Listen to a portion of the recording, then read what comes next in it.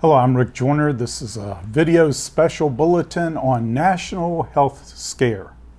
And we're talking about our national health care bill that is being proposed before Congress. I believe this is an emergency situation. It is my prayer that every single Christian will awaken to this issue. Every single American will awaken to it.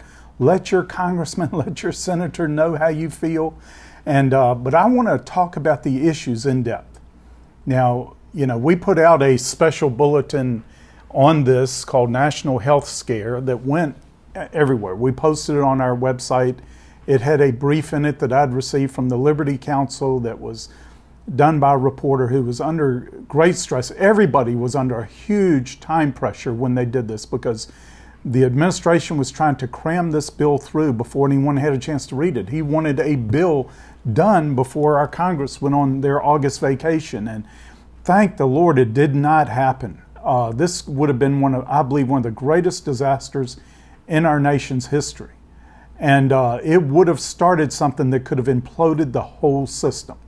Just the consequences were unimaginable in my opinion, just getting into this and studying it more and more myself. But I believe there were some overstatements and exaggerations in that brief that need changing. Matt Staver felt the same way, the head of the Liberty Counsel. We pulled that and said, no, let's get this right. We got a few weeks now. Let's go in. And Matt Staver's doing his own research. He's a top lawyer. He's a dean of a great law school. And I think they'll do it right. The brief will be right. But we need to talk about the issues now because there is incredible pressure on our Congress to get this bill done by September 15th.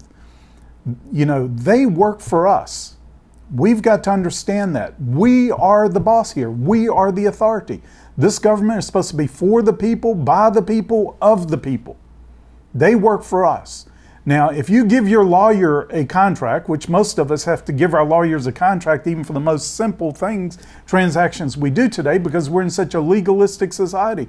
But you expect him to read that contract, find out the consequences. What is this obligating you to that you don't want to be obligated to? I mean, you expect him to do a good job evaluating this contract for you. How much more should these who are lawyers, most of them are lawyers that are taught in law school, you have to read anything you're going to put your signature on. How much more should they insist on reading, studying, evaluating the consequences of every aspect of this bill that is going to radically, profoundly impact every single American? It's that important. We need to take time. And that is the thing I'm crying out for more than anything else. Insist on your congressmen that they take the time to read it, to think it through, think of the consequences, talk to the experts, bring in people, how it's going to affect them. Now, there are things being put out. Let me tell you, our president said the AMA is for this bill. Now, you may have, we've been told some things. Let's look at some things we've been told by our president. Didn't he tell us that first stimulus, there is not one single earmark in this bill? So he crammed it through, didn't give anybody time to read it. We should never again vote for one single congressman or senator who signed off on anything they didn't take the time to read. I know they can't personally read a 1,600-page bill in 2 or 3 days. It's what was given to them. But they got staff. That's why they've got staff. They've got experts. And they should have backed off and said, we're not going to do anything until we've had a chance to evaluate this. And it was a disaster. It was a government disaster. All this rush to cram that through. We got to get it done this week. They said of that stimulus bill. Now we are 7 months later, only 7% of that has been. What was the rush? It hasn't done anything yet. And then our president said there's not one single earmark in this bill. No, there were over 8,000 earmarks in that bill. How about the U.S. government, the federal government, is not going to go into the automotive business. You remember that statement. This was not of candidate Obama. This was President Obama. Well, I think owning 60% of General Motors sounds like being in the automotive business to me. That very afternoon, he fired the CEO of General Motors. How could he do that if the government wasn't in the automotive business? We need to look. We're not being told the truth. We need to insist on truth, on accuracy. Now, if it is such a crime to lie to Congress, why is it not a crime when Congress lies to us or when our government lies to us? And these are blatant, bold-faced lies that we're being told.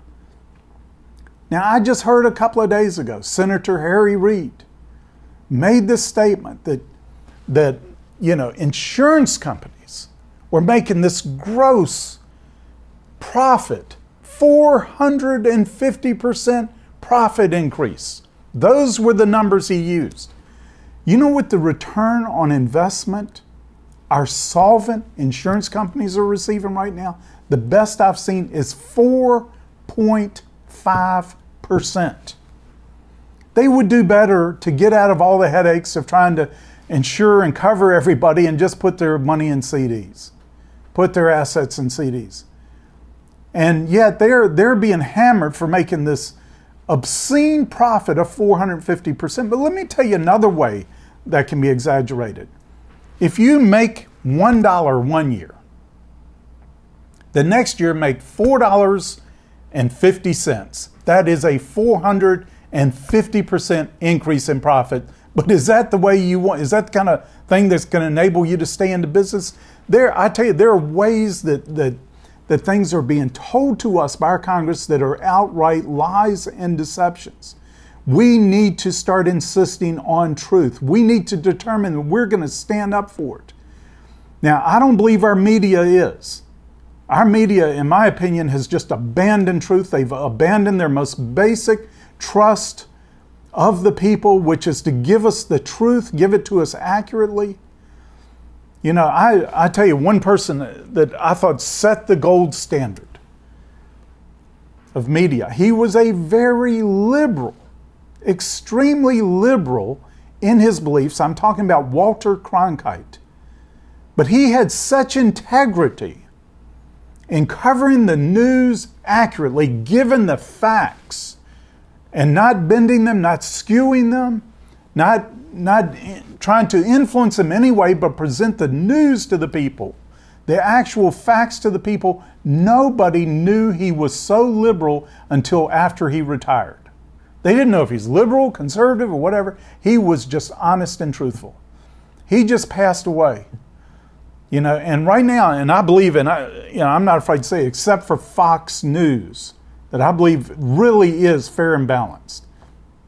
They go after the conservatives, they go after the liberals, they try to hold everybody to account. Not all of them on there, but most of them do. And there's no question it leans conservative, strongly leans conservative. But nobody else is even addressing these issues. They're not even telling us the truth. We've got to insist on that in the American people. I'm going to do my best during these special bulletins to share some facts with you.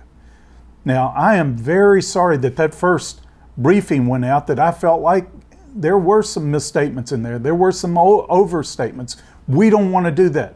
We don't want to do that to influence people. I am thankful that the alarm went out, that it created the alarm that it did, because the issues are there. And I believe the same thing that sent off that alarm, sent off the health scare, really is a part of that bill, really is going to be imposed on the American people. I just don't think the chapter and verse related well, and in that brief and all, it was rushed, and we don't want to do it. We want to back off. We want to get this accurate, and we want to be truthful too. And I believe some of those who are trying to ram this down our throats really do have good intentions. I'm serious about it. I believe they have good intentions. I believe they are, I really believe our president does, when he gets these letters from people who don't have health care and they've gone bankrupt and all, I believe it really does affect him. He wants to do something, do it now. This is not the way to do it. And it is true. It's not a proverb in the scriptures. This is not scripture. But it is true that the road to hell can be paved with good intentions. The good side of the tree of knowledge can be just as deadly as the evil side if it's not done right. We've got to stand up. We have got to demand. I pray that every Christian will rise up and start calling their congressmen. Do it daily. Your senators, your representatives, and demand that they represent you right. We're going to go into more and more depth in this. You don't want to miss these next special bulletins.